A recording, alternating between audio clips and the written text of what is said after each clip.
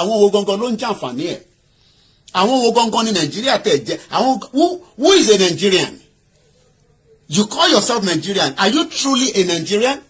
Ask yourself, those of you that think that this agitation that is causing a lot of havoc, is causing a lot of trouble, we are making too much noise. Who is truly a Nigerian? That's the question you put to the back of your mind. Ta ni Nigerian gangan, ta lọ́mọ Nigeria. Ẹ jáde kẹ́ ṣe fídíò kárí yín. Ẹ̀yin tẹ́ ń pera yín lọ́mọ Nigeria. Ẹ káàbọ̀ sórí ètò. Àwa lọ́mọ Nigeria, àwa lọ́mọ àwọn wo gangan lọ́mọ Nigeria. Ẹ ń pera yín lọ́mọ Nigeria, but kò sí fọkànbalẹ̀ nínú Nigeria tẹ́ ń pera yín lọ́mọ Nigeria. Ta lọ́mọ Nigeria gangan? Let's play the anthem and then we come straight back into the conversation.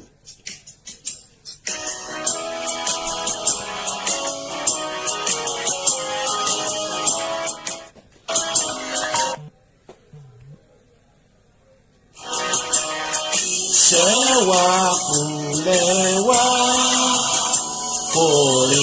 orílẹ̀-èdè wa kàgbéga kàgbéga kàgbéga fàlẹ́rí ìgbàgbọ́ mi pé bàtìbẹ̀rù làbọ̀ máa ká ṣiṣẹ́ ká ṣiṣẹ́ ká ṣiṣẹ́ ká jọlá ìṣọ̀kan àtòmìnira ní ẹ jẹ́ ká máa lépa tẹ̀síwájú ọ̀pọ̀ ire àtòhun tó dára ọmọ ògbàdìde bọ́ sípò ẹ̀tọ́ rẹ ìwọ ni ìmọ́lẹ̀ ògo adúláwọ̀. Lẹ́ẹ̀kan sí mo kí gbogbo wa pé ẹ káàárọ̀ a kú ìdájí a kú òwúrọ̀. Mo kọ́kọ́ dúpẹ́ lọ́wọ́ gbogbo ẹ̀yin ọmọ káàárọ̀ òjíire tí ẹ ń darapọ̀ mọ́ wa níbi tí ẹ ń gbé. Láyà mo máa ń sọ pé Yorùbá tèmi ẹ máa gbà bẹ́ẹ̀ ni nítorí pé Yorùbá tó dán mọ́rán ni bọ́ bí bá ṣe ń sọ you take it like that. Just focus on the message. Forget about the way I speak. Some of you want us to speak Yoruba fluently, continuously on this program. And I've told you that from this platform, it's going to be a mixture. But I will respect every Yoruba man, woman that call into the program and speak the language without me hesitating to even adopt it. I am speaking the English not because of any other reason than to just also satisfy as many people that wants to listen. But the most important, most of our children that are living outside the country and they can't understand one single sentence of Yoruba, and we are fighting on their behalf. If I was fighting for myself, I wouldn't even have been bothered to do what I'm doing. But because I am also fighting for so many of your children that are living outside. But I first give kudos to all the Koiki Media team. Every day they are with me 24/7, making sure that we get the message out to you. Every single one of them. I don't Gini. Every day. What you don't understand is that we have a dedicated team that are working around the clock. They read your comments. They follow all your messages. With the WhatsApp message, we are pushing to make sure that we bring the message down. As at 1,300 yesterday, it has dropped down to 500, but it keeps going up every day. So if I have not responded back to your message, don't be offended. Don't be upset. I am also comfortable in my own little domain, but as long as I have not opened your message, that means I have not read it. It's as simple as that. Ṣebí gbogbo ilẹ̀ mọ̀ pé tí a bá ka message ó máa ní double t. Kò sí message tá bá rí tá bá ṣí tá ní respond sí ẹ má fi ṣèbínú.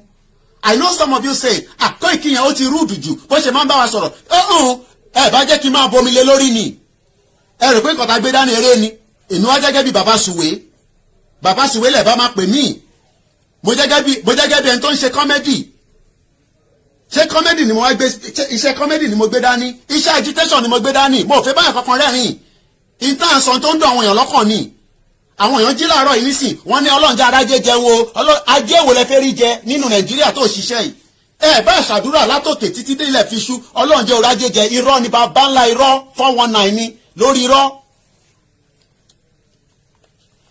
a wà lórí ètò lọ́wọ́ so bẹ́ẹ̀ ṣe ń pè continue àti ó ṣe fẹ́ dá sétò ni ó ti yá ilẹ̀ le tó but ẹni tó bá ti ń pè ẹ máa bá mute ti background but ẹ jẹ́ ń kọ́kọ́ kí àwọn tó ń ṣiṣẹ́ fún mi nítorí pé tó o bá sáwọn ẹ lè máa rí Koiki Media àjọ ń sùn àjọ ń jí nínú yàrá yìí ni àjọ ń sùn àjọ ń jí nínú studio ni mo kọ́kọ́ kí bàbá wa tí Professor Banji Akintoye bàbá rere bàbá dáadáa bàbá lálùbáríkà a máa fún ní gbogbo support tó fẹ́ èmi máa pariwo lé wọn lórí a máa wéèkì gbogbo soul Nàìjíríà tí ó jẹ́ ọmọ káàárọ̀ òjìrè nínú ẹ̀ a máa yọ wọ́n kúrò nínú oko ẹrú ẹ jẹ́ kọ́kọ́ lọ bá bàbá wa tó wà lórí ìlà ẹ káàbọ̀ sórí ètò ẹ bá wa dá sẹ́tọ̀ náà. ẹ ṣe gan Koiki Media Akeem ló ń sọ̀rọ̀ thank you so much for your effort. ṣẹ́rí àwọn olùkọ́ pé bóyá ojú ilé ẹ pé ẹ̀rẹ́ olórí burúkú èèyàn ló máa rẹ́yìn lọ́wọ́ yìí ṣé ẹ tán rẹ́ẹ̀pù ọmọ ẹ̀ ẹ tán pààyàn ọ̀yàn tán pàṣẹ ojú títí ó lè máa rẹ́rìn ni ojú ogun láwa náà ṣé tàtọ̀ rẹ́rìn lè tọ́tọ̀ pé ẹ̀rẹ́rìn yẹn kẹwọn ṣé olórí burúkú lẹ tó bá máa rẹ́rìn tó rẹ́rìn nínú tàtà wà yìí wọ́n pàṣẹ ojú títí wọ́n rẹ́ẹ̀pù èèyàn wọ́n gba 30 billion lọ́wọ́ èèyàn ní kò máa rẹ́rìn ṣé kí ló fẹ́ máa pa rẹ́rìn. You know, is he a jester? Olórí burúkú èèyàn ló máa rẹ́rìn lọ́wọ́ ta wà ẹ́ tó bá rẹ́rìn lọ́wọ́ wọ́n ti ṣépè fún. Òtítọ́ ọ̀rọ̀. Ojú ẹ̀gbọ́n gbọ́dọ̀ lé ni because this is war, this is this is life and death issue. Kò ń ṣe explain now. Ìyẹn lọ bẹ́ẹ̀ yẹn. ẹ bá mi pin ni mo ti pin Koiki Media Koiki Odùduwà Àtọ́láyọmí ẹ bá ń pin ẹ ẹ má bínú alàgbà à ń gbọ́ yín. Okay. A Nigerian is a fake person. Kò sí nǹkan tó ń jẹ́ bẹ́ẹ̀ Yorùbá lọ́lọ́ dá ẹ Ìgbò lọ́lọ́ dá ẹ Fúlàní lọ́lọ́ dá ẹ òyìnbó lórí create yẹ even Independence Day tá à ń ṣe yẹn nonsense ni kẹ̀kẹ́ máa ṣe because ẹ fi gbóyìnbó ga ni so we are going to go that's why tó yẹ pé ní Nàìjíríà yẹn kò sẹ́ni tó ń attain God given potential because òyìnbó ti tamper òyìnbó ti alter destiny. ẹ ṣe gan ni ẹ tún láǹfààní àti pé ẹja tún fẹ́ lómìnà láàyè ẹ̀gbọ́n mi ẹja tún fẹ́ lómìnà láàyè tẹ́ bá tún ṣe díẹ̀ ẹ tún pè wọlé ẹ̀yin lẹ́lẹ̀ tó láàárọ̀ yìí nítorí pé gbogbo bàtà bá sọ̀rọ̀ wọ́n á ní Koiki ẹnu ẹ ti ṣe kinní jù ẹnu ẹ ti mú jù ìwọ nìkan ni mo rí tí màmá wa kan ẹ̀yin tó jẹ́ silent listeners mo fi gbogbo ìfẹ́ la fi ń kí yín àwa mọ̀ pé gbogbo oríṣiríṣi èèyàn ló ń wo ètò tá à ń ṣe àti gbogbo àwa tí a jẹ́ sọ̀rọ̀sọ̀rọ̀ àmọ́ àwọn sẹ́rí ibi tá a bá dé ìbẹ̀rù kankan àwa ti yọ kúrò nínú heart wa nítorí pé n tí àwa ń ṣe èmi fẹ́ jẹ́ tó bá ń kọ ìtàn kọ́tẹ̀ máa kọ́rúkọ tèmi náà mọ̀ pé bọ̀bọ̀ kan jáde àwọn ọmọ adẹ̀ máa gbedélẹ̀ láṣẹ̀dùmarè òun ni mo sọ ẹ já lọ sí we have another caller mo dẹ̀ mẹ́ni tó ń pè láti Germany ẹgbọ́n sókè òòṣà òun ló ń pè láti Germany à ń gbọ́ yín báyìí. Hello brother mi. Bàbá mi tó dáa. Hello brother mi kí òkè. Mo fìfẹ́ mo fi kí yín òòṣà fún rẹ̀ láti Germany ẹgbọ́n sókè. Ó lágbára bàbá mi ẹ wò máa dá wọn lóhùn ẹni tó bá sọ fún ẹ pé ó ń ṣègbéraga káwọn náà kẹsẹ̀ bọ́ ní ṣú ẹ náà because Nàìjíríà tó wà yẹn kò sẹ́ni tó mọ who is who o kàn lè dédé máa gbé kọ́ọ̀lù èèyàn anyhow náà kò possible náà ó dàbí live chat tí mo ṣe lánàá yẹn ni many ti la rí lórí Facebook tó ní olóyè Sunday Igboho ìgbéraga wọn ti pọ̀ jù kí òkì yẹn gan kìnnìkan ṣé ẹni tó wà Nàìjíríà tó fi ọmọ àti ìyàwó sílẹ̀ sí UK tó wà Nàìjíríà yẹn ṣó mọ who is who ni o mọ who is who náà ṣé ẹ ti understand. ìwọ máa ṣe tiẹ̀ lọ, àwọn alálẹ̀ wà lẹ́yìn ẹ, àwọn alálẹ̀ wọ́n wà lẹ́yìn ẹ, ẹni tó bá lọ ń ṣègbéraga kó náà wà kẹsẹ̀ bọ́nú ṣú ẹ, o ti understand. ẹni tó bá ní kí òkè ó ń ṣègbéraga kó náà kẹsẹ̀ bọ́nú múra àwọn wèrè tọ́jú ọmọ Yorùbá tí wọ́n lọ́pọlọ. gbogbo ó wà ní UK yẹn o, bí nǹkan tó ṣe yẹn kò sẹ́ni tó lè ṣerú ẹ̀ wọ́n lè ṣe o. ẹ ní lè ṣe nǹkan tẹ bá tún rẹni tó tún ṣe nǹkan yẹn ara máa ní Yorùbá ẹ ní problem gan, ẹjọ́ lọ jáwọ́ kò nídìí ọ̀tẹ̀ ní Yorùbá. ṣe ti understand ẹ lọ tẹ́ ẹ bá kó nídìí ọtí ẹ ní kó ojú kan lẹ máa wà bí adágún odò ní oníṣọjú báyẹn lọ bàbá mi. òṣàníyàn ẹ ṣe gan ni tó bá ní èní la máa mú ọ̀la lẹ máa mú ni nítorí pé àwa ti dúró pé intagbedani ta fi ń sọ̀rọ̀ láti last year ṣé Nàìjíríà ń ṣiṣẹ́ ni ẹjọ́ àtẹ̀ máa bíra wa ẹ̀ ń gbé ní Nàìjíríà ǹjẹ́ ìwọ tẹ̀ o lè fọwọ́ sọ̀yà pé láàárọ̀ yìí Nigeria ṣiṣẹ́ fún ẹ. So what is the essence? Somebody will say we are Nigerians. Who created Nigeria? Who is behind the creation of that name word called Nigeria? We were a kingdom. There was the whole region have their own kingdom, from the southeast to the north to the southwest, and the remaining tribes. But how come we are now saying that we should remain under this entity called Nigeria, knowing that the issue, it cannot be solved until everybody goes their separate ways? Lẹ́ẹ̀kan sí, a kí gbogbo àwọn olólùfẹ́ wa. Some of us might say, ẹ má bá wọn bá yẹn sọ̀rọ̀ bẹ́ẹ̀ yẹn, ẹnu ẹ ti mú jù. Ìtọ́ bá jẹ́ pé gbogbo àwọn kábíyèsí wọ́n jáde láàárọ̀ yìí, tí wọ́n jáde tó dúró tì wá tán, Nigeria will just collapse. Kò dẹ̀ sí kankan tó máa fi gbogbo kábíyèsí ṣe. Àwa la sọ bẹ́ẹ̀, a máa dúró tì wọ́n lẹ́yìn gbangba. Kò sí kankan tí ìjọba Nàìjíríà máa fi gbogbo kábíyèsí wa ṣe. Wọ́n tó bẹ́ẹ̀ lásán. Wọ́n bí bàbá ńlá wọn dá. If all our kábíyèsí, all our royal fathers stand up this morning and say enough is enough, we are no longer in Nigeria, ẹ ò lè ṣe kọ́kọ́ fún wọn. But rather, everybody keeps saying, wọ́n kàn máa sọ̀rọ̀ lábẹ́ ni, wọ́n nílé sọ̀rọ̀ ni, èyí tá a bá wá gbọ́ tó ń sọ̀rọ̀ kankan, wọ́n ní Koiki ẹnu ẹ ti mú jù, ó náà máa ṣe kinní kan, and so bloody what?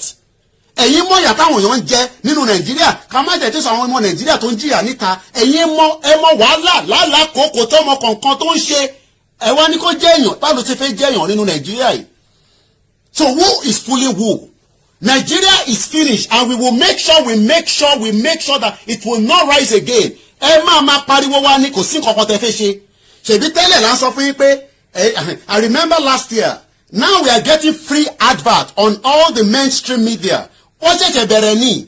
Every day now they are talking about Yoruba nation. We are not paying one dime for all that. Ẹ rò pé rí là ń ṣe ni.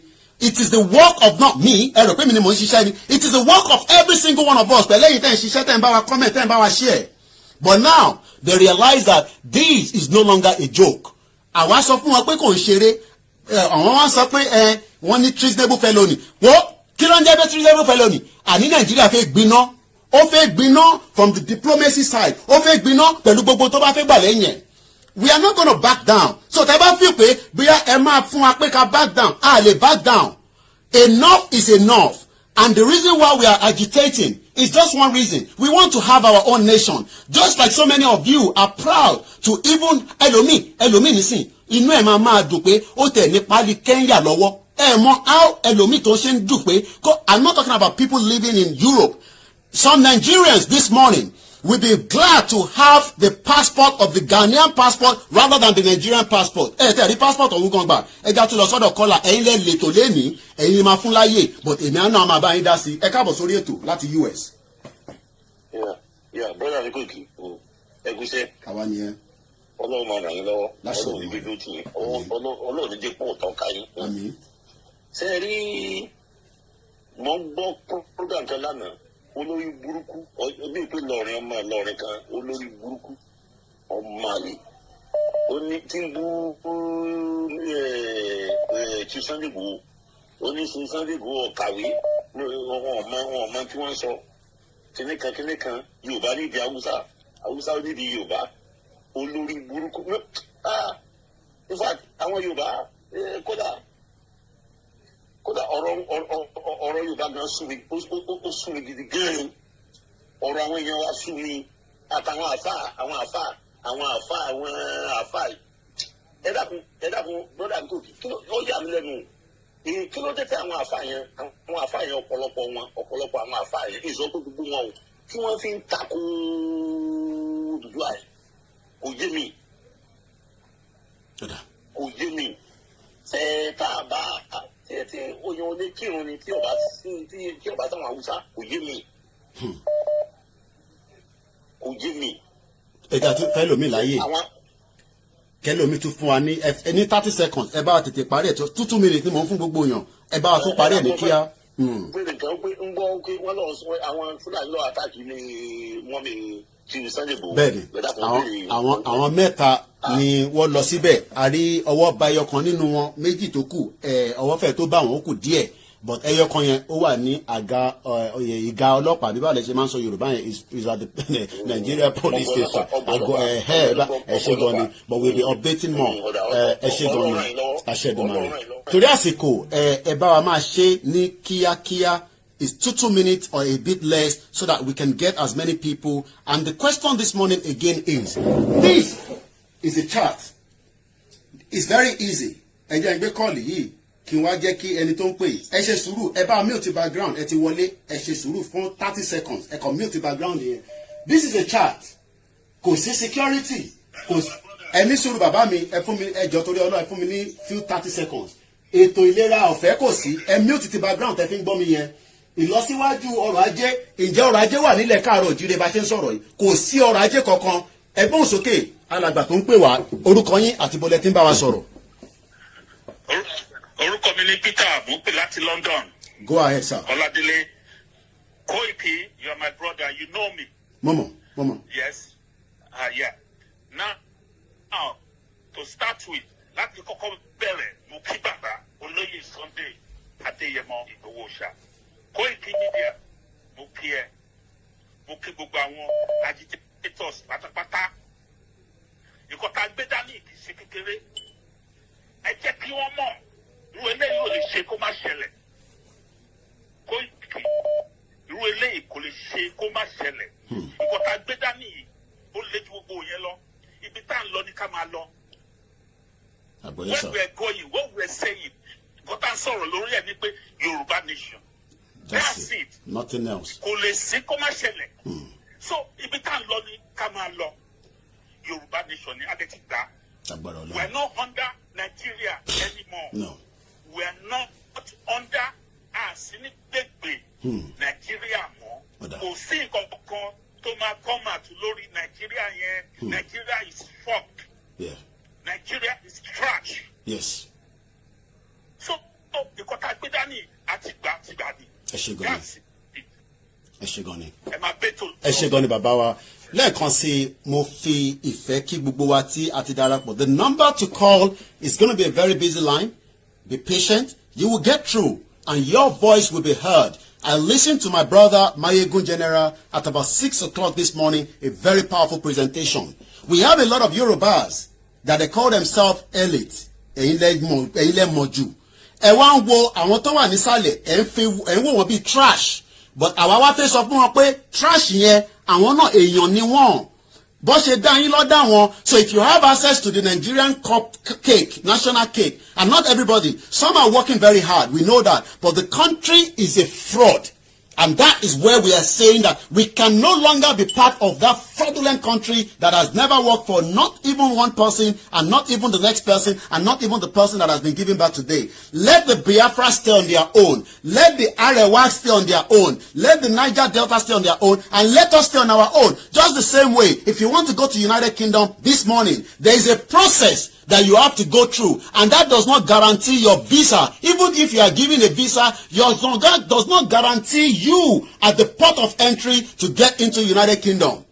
That is what is called a country. What we are right now is not even a zoo, it's a trash shit old country. And we are no longer going to be part of that system. And we will do everything to defend that country that is a Yoruba land, because that is the only way out. Whether they like it or not, whether they believe it or not, that is how it's going to happen. We have another caller on the line, and I say a very good morning, and let us make it as quickly as possible. You can tell us the name, and you don't have to tell us if you don't want to do so. It's okay, because I don't know what people are hiding for anymore. We shouldn't be hiding our face. We shouldn't be hiding our identity. They cannot do anything.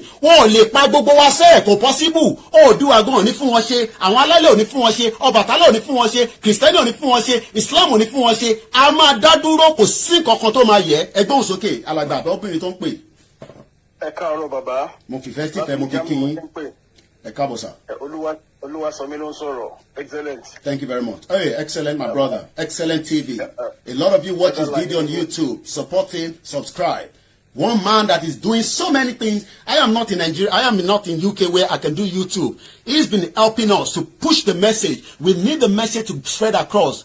And look, if you know how to cut the video, cut it to pieces. Cut it to 3, 5. Do whatever you want to do with it. That is what this brother has been doing. He has dedicated his own time as well to make sure that when we finish the video, it goes straight to YouTube because not everybody's on Facebook. Go ahead, my brother. Excellent TV. Yeah, ẹ kò ṣe takuntakun. Àwa ni ẹ sọ. Ọlọ́run àwọn alálẹ̀ àti olùmọ̀ àti ìyìn lẹ́yìn. Láṣẹ Èdùmàrè.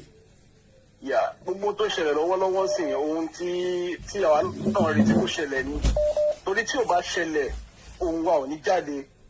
Ṣé mọ̀ pé nígbà tí láti bí ọdún kan sẹ́yìn tá ti ń sọ. Ọ̀rẹ́ gba omi. Àwọn staff mi ò mú mi sẹ́gbẹ̀ẹ́ tí òun láti lọ mú fúnra mi. Wọ́n ti ní kí n má bínú. Àwọn bíi 4 lájọ wà nù yàrá yìí. Iṣẹ́ tá ńlá ló ń ṣe ẹ bá bá ń kí wọn. Iṣẹ́ takuntakun ló ń ṣe. Ẹ̀gbọ́n sókè bàbá mi ẹ má bínú.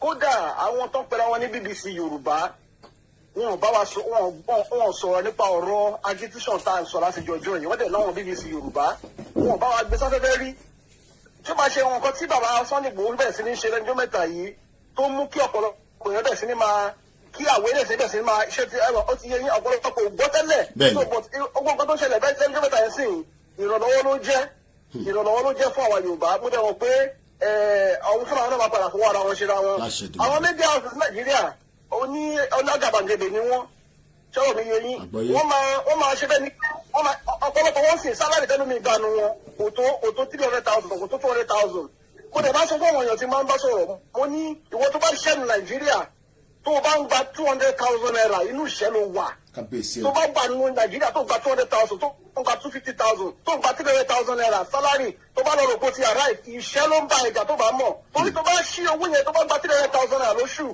tó bá gbé sí ìṣirò tó gbé sí 30 days láàrin oṣù tó bá ṣí owó yẹn àdéhùn òrìdè èyí tó kù tó wọ́n fi máa wò ó bóyá ló gbà tó 5,000 naira lójúmọ́ tó bá gba 5,000 naira lójúmọ́ inú ẹ̀wà wọ mọ́tò nú ẹ̀ nínú ẹ̀wà ló san owó ilé lásán gan ó ti tẹ̀ gba owó iṣẹ́ ẹ̀ tán lóṣù torí ẹ̀rọ jẹ́ pé wọ́n ń sanwó lójoojúmọ́ Nàìjíríà ẹ̀wọ̀n àwọn òyìnbó yẹn owó ojoojúmọ́ náà máa ń sọ fáwọn èèyàn torí pé tó bá ti lè ń gba ẹni tó gba for example nígbà yìí sí ní Germany tàwa yìí per hour yóò ní pẹ̀lú iṣẹ́ tó bá ń ṣe bọ̀ minimum tó máa tó ń sọ as a payment is about 12.5 euro minimum. Lọ́dọ̀ tiwa is about almost close to £8. Alomi, depending on the job, you can get £9 an hour. Nigeria will not pay you £9 an hour. Ọmọ kan tí ẹ má bínú bàbá mi, just to also buttress on what he's saying. That young boy is getting 25,000 naira every month. And that 25,000 naira, let's even say it's a lot of money, but he had a bond, a gas explosion, ó mú lọ́wọ́, gbogbo ọwọ́ ẹ̀ báyìí, ó rà, wọ́n wá ná fún ní 8,000 naira kó lọ fi treat rẹ̀. Ẹ̀gbọ́n sókè, fẹ́lò mi láyé. Now, ẹni tó ń gba 200,000 naira, tó yẹ pé house rent ẹ̀ lásán, ó ti ń lọ bí 100,000 naira lọ́dún, àbí 200,000 naira lọ́dún. Báwo ni ìgbà cope, báwo ni ìṣe ní sí corruption nílùú? Ní Nàìjíríà ní ìgbéwọ̀n ìlú Europe ń sìn tó bá wà tó bá ṣiṣẹ́ tó ń school tó bá tí ì ríṣẹ́ fún fíìlì iṣẹ́ tó nǹkan tó lọ study in school tó bá tí ì ríṣẹ́ fún ìjọba bá wà á máa support ẹ owó ilé ẹ̀wọ̀n náà máa san bó ṣe máa jẹ wọ́n máa sọ. That is also called the welfare system because the welfare system is what helps as well. Ẹ ṣe gan ni bàbá mi mo mọ̀ pọ́nrọ̀ pọ̀ tẹ́ fi sọ just under 30 seconds ká lè fún àwọn tó kù láyè mo láti fún àwọn media ní opportunity kan sọ̀rọ̀ dáadáa torí àwọn tó ń ṣiṣẹ́ tẹ̀ kí n rí lélẹ̀ ẹ̀kan lójú Kóìkì ẹ̀rí Gbẹ̀du ẹ̀rí Heritage ẹ̀rí Odara ẹ̀rí Òṣàtọ́lá ẹ̀rí gbogbo wa àwọn kan ń ṣiṣẹ́ nísàlẹ̀ just like a lot of our professionals that are working tirelessly as well. Under 30 seconds just do a conclusion. Ẹ ṣé gan ni. Thank you. Mi ò fẹ́ sọ̀rọ̀ jù náà mo fẹ́ kọ́ wọ̀nyẹn mọ̀ nìyẹn pé Nàìjíríà ò ṣiṣẹ́ kò dẹ̀ ní ṣiṣẹ́ torí wọn ò build Nàìjíríà láti ṣiṣẹ́ àwọn tó yẹ kó jẹ́ tìlú yẹn ṣiṣẹ́ àwọn ló ń jàǹfààní ìlú Nàìjíríà. That's it. ẹni tó bá dẹ̀ ń jẹ́ níbi ìbàjẹ́ kò ní fẹ́ kí bẹ́ẹ̀ da. Bó ṣe rí gangan nìyẹn. Ẹ má bínú mo láti jẹ́ kẹ́ lọ kí a lè fún àwọn èèyàn láǹfààní nítorí pé àwọn èèyàn ló ní ètò. Moment tó ń pè yín náà láti ìlú Èkó ló ti ń pè. Ẹ bá wa dá sí ètò náà. Èmi ni mo sọ̀rọ̀ Kẹ́hìndé Michael Ọmọaka. Ẹgbọ́n sókè. Mo fẹ́ make a point kan àwọn èèyàn máa sọ pé Chief Sunday Igboho is not educated, ó yẹ ká bá wọn define education. Some people think it's only when you can speak English that's education. Some people think you have a certificate. I know mo kàn tẹ̀ ń try láti analyse ẹni. So àwọn mi rò bí pé téèyàn bá ní certificate nìkan tó bá ní certificate school ní education, they don't know what they call about street education. Wọn mọ nǹkan tó ń pè ní life education, wọn mọ nǹkan tó ń pè ní travel education. So they should stop saying that. God by himself Elédùmarè ó ti móòdù Sunday Igboho fún wa, ó móòdù ẹ̀ ni to that what he is now. Ṣé pé ẹni sùúrù ẹjẹ ń gbálàyé yẹn so intent láti sọ ni pé Elédùmarè gan ti mọ̀ pé tàsìkò kan máa dé láàrin wa ká má fẹ́ àbí kan tẹ́ fẹ́ ṣàlàyé kan nìyẹn. láti ìgbà tí kìíní ti bí agitation ti bẹ̀rẹ̀, the first time I saw Sunday Igboho was October 1st on a YouTube. Nigeria, Yoruba not to declare Yoruba nation. I was so happy. You understand me? So I start following him. Study man here. You understand? God has prepared. Because I read a lot of comments. Somebody said I should thank you, this caller, for that point you are raising, and I want you to really elaborate and expand it more for us, please. Go ahead. It's okay.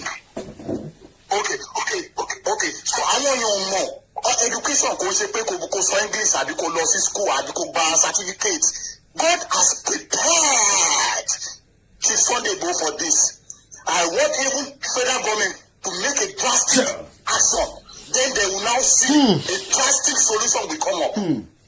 I want federal government to try and go and attack Chief Sunday Igboho, and they will see what God will do. Kábíyèsí Ọlọ́run.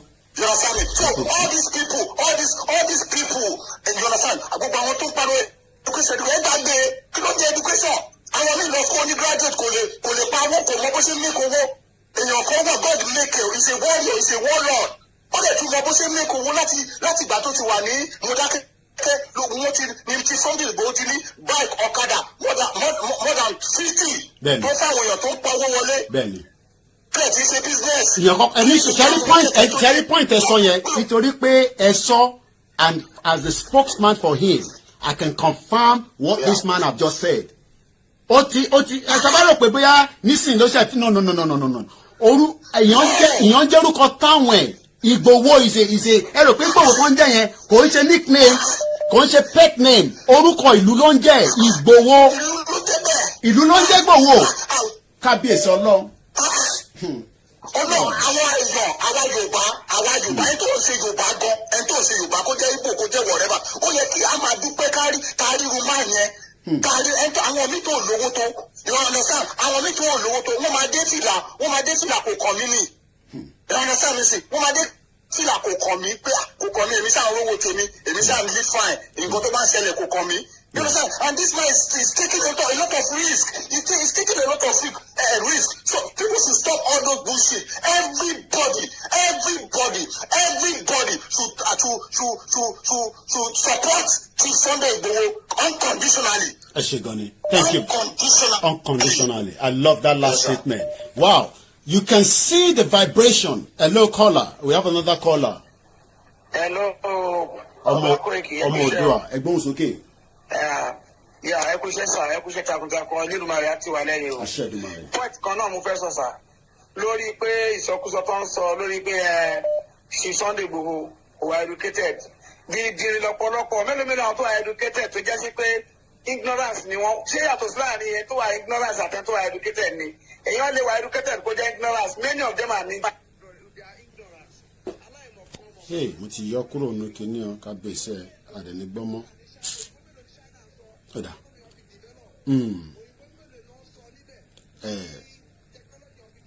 Wọ́n ní ìwé mélòó ní China tí technology wọn fi dé bẹ́ẹ̀. òyìnbó mélòó ni China ń sọ ẹ má bínú torí ó ti kúrò lórí speaker model gbé padà mò ń gbọ́ yín kakọ̀ fún yín ní 30 seconds èmi ń rí ilé nǹkan tẹ́ ń sọ ni wọn náà òyìnbó mélòó ló ń sọ ní Germany wọ́n ní gbogbo ìlú tó develop òyìnbó wo ni wọ́n ń sọ òyìnbó tá a sọ ní Nàìjíríà òyìnbó yẹn lọ́ fi ní kọ́ tó wá lọ mú 1.5 billion ọ̀nà olórúkọ burúkú ní gbogbo wọn ẹ ṣé gan ni ẹni tó pè tán because sometimes it goes like that when call comes in and the speaker quickly comes out òyìnbó náà lọ sọ 1.5 billion for another refinery in this contraction called Nigeria ta lọ́mọ Nigeria gan ta ló ń pèrè lọ́mọ Nigeria kó jáde you keep saying that you are a Nigerian come and tell me define who is a Nigerian what define it what is the meaning of Nigeria what define it can anybody define Nigeria mo fẹ́ jẹ́ n tó bá máa pè mí sìn ẹ bá wa sọ kí ni meaning Nigeria gan +4475940500979 Elédùmarè ti dá wa the same way the Igbo have been created the same way those in the north the Hausas I'm not talking about the Fulanis now but the Fulani have literally overtaken every part of the Hausa land even the governor of Kano State Gandude said himself that I'm a Fulani man. We have another caller on the line. Hello, good morning or good afternoon or good evening. Ẹ bá wa dá sétò náà. Ẹ kú iṣẹ́ takuntakun sà. Odò àgbéwà ọlọ́wà tó tì í. Láṣẹ Èdùmàrè. Ṣe rí ọ̀rọ̀ Nàìjíríà yẹn ẹ má jẹ́ ká máa define Nàìjíríà mọ́ ẹ̀ ń títí tí ò wọ́ọ̀kì ni. So tàbá kan define Nàìjíríà à ń padà sẹ́yìn ni. Ẹgẹ́ mi sà. Ṣẹ̀dẹ̀ rí àwọn tí wọ́n ń pariwo tó ń sọ pé ìwé kan èèyàn kan kàwé kan èèyàn kan kàwé kan. Take a trace it back to history. I want the first men in the world tí wọ́n ń govern wa even the Yorùbá land tó jẹ́ pé system wa ni wọ́n bẹ̀rẹ̀ sí ní adopt tí wọ́n bẹ̀rẹ̀ sí ní fi ń ṣèjọba káàkiri. Ẹgẹ́ mi ń sìn. Fẹ́ láti sọ pé a kì í ṣòyìnbó pé tipẹ́tipẹ́ làwa ti ń lo ṣáláńgá táwọn òyìnbó ń fọwọ́ kò gbẹ. A kì í ṣẹgbẹ́ wọn. Àwọn kan náà ń ṣètò gbà yẹn wọn kì í ṣe ìbà ìwé ọgbọ́n orí náà fi ń ṣèlú. Púpọ̀ àwọn professor púpọ̀ wọn ṣe bí ex-president wa Jonathan ṣe bí PhD ó dàdé kí ló rí ṣe kí it's not by grammar àbí by pé èèyàn kan kàwé èèyàn kan ò kàwé ẹgẹ́ mi ń sè kí sọ̀rọ̀ ìwé náà fi ń tòlù ọpọlọ náà fi ń tòlù náà púpọ̀ wọn tá a kó síbẹ̀ wọn gbogbo wọn lórí wọn ọlọ́pọlọ ṣe rí nǹkan tẹ́mi níbẹ̀ ni pé èèyàn ò lè nǹkan téèyàn ò ní kò lè múlẹ̀ they can't give what they don't have àwọn pípì yẹn wọ́n kúkú ń travel out wọ́n rí gbogbo ẹ̀ wọ́n ní nǹkan tó fẹ́ ṣe they don't have anything to offer. Don't have anything to offer. Okay. Yes ṣe rí bàbá ọba Aláké yẹn. Yeah. Bàbá yẹn idiot ni bàbá yẹn mo rán ni. Bàbá tí wọ́n ní bàbá sọ pé òun sọ bẹ́ẹ̀ mọ́ wọ́n ní bàbá ní èmi ò sọ bẹ́ẹ̀ mo ní kí bàbá ṣe fídíò wọ́n ní kí bàbá sọ̀rọ̀ sókè kó ṣe fídíò kó sọ̀rọ̀ sókè. Ṣé ọ̀dẹ̀ náà pé àwa ni? Again, we thank God for ẹkú iṣẹ́ takuntakun we thank God for media. Ẹ ti understand? Ṣé ìtàbá dúró tó wáyé pé kì í ṣe gbogbo àwọn bẹ́ẹ̀ ṣe come up pẹ̀lú àwọn gbogbo àwọn àjàjàgbara yẹn. Kí ni yóò ní ṣe é ṣe? Ayé ìgbà kan náà pè é. Wọ́n mọ̀ pa ti move forward. Wọ́n mọ̀ pa ti move forward. Wọ́n bẹ̀rẹ̀ sí ní deny. Àwọn sójà bẹ̀rẹ̀ sí ní deny pọ́wọ́ kan náà wọ́n wá sí. Sójà ní nǹkan lòun wọ́n rán àwọn èèyàn wá o. Ilé tí wọ́n accept ni. Ìgbà tí wọ́n intercede nígbà tẹ́ lọ sẹ́kọ̀ọ́. Wọ́n náà wọ̀n mọ̀ kọ́kọ́ ń pẹ̀. Wọ́n náà wọ̀n mọ̀ kọ́kọ́ ń pẹ̀. Tọ́ park helicopter pamọ́. Ẹgẹ́ mi ń sìn. Ẹ̀yin ẹ wo bí tó ti lọ ń wa gold ní Ọ̀yọ́ state yẹn. Tó gbé ship síbẹ̀. Báwo ni ship dé bẹ́ẹ̀? Báwo ni ship ṣe dé bẹ́ẹ̀? Tí ìjọba wa ilẹ̀ wa ọ̀dẹ̀ mọ̀, I want to say sir. Okay. Sorry kó tó di pé mo lọ. No problem. Ṣé ní gbogbo àwọn Fúlàní herdsmen yẹn? Tí wọ́n ní wọ́n ń wọnú oko wọ́n ń lọ sí àwọn sacrifice places. Bẹ́ẹ̀ni. Ṣé ẹ̀kọ́ tó wọ́n bíbí yẹn ṣe? They are looking for our mineral resources for those people. Okay. Wọ́n ṣe gbogbo wa yẹn mineral resources wa lọ ń wá. Èmi mo ṣe jókòó mo wo kíní yẹn ni pé kí ló ń ṣẹlẹ̀ kíkọ́ pípọ̀ ẹ̀ wá nínú igbó. Because wọ́n kàn gbé nínú igbó yẹn ni so wọ́n wá tó bá ti wá tán wá lọ wá àwọn tó máa connect pẹ̀lú. Àwọn náà wọ́n wá ni. Okay. It is the fact. Ẹja àtún fún àwọn lọ. Ìtòrí àsìkò ẹ má bínú bàbá mi I'm gonna just take it off the Wi-Fi for that 30 seconds. Let me remind you of one of my videos last year. Before we got to this stage, let me just play that video for the benefit of those of you that thought that in 13 saw òun náà kọ́ ló materialize. Wọ́n náà gbé kábíyèsí kan, èmi ò tí fẹ́ believe pé lóòótọ́ ni. I still want to disbelieve that a royal father was kidnapped and they are now asking for a ransom. But I am not also saying that it cannot happen. Ọba Ifọ̀n, kọ́nà fún ọ̀run kẹ́ bàbá yẹn, was killed by Fulani bandits, terrorists. And that is the unity they want us to stay with. They want us to sit with that unity. I might not be presenting it the way you want. But what I'm saying is, this country, where we are together, is no longer going to contain every one of us. And I want our callers, not now, after I play that video, I want our callers now to start talking about our House of Representatives inside the Yoruba land and the senator. That should be the message now. But let's hear this video. And I would love to have video to come in a very loud sound. So I'm going to open my speaker so that sound, you will hear it crystal clear. This was one of our videos. For those that have been watching us, ẹni tó bá gbọ́ nísìn á ní ó dàbí ìgbà tẹ́ pé nǹkan yẹn ìnira ṣe sọ ni. But this was last year. Nigeria was at the verge of breakup. But now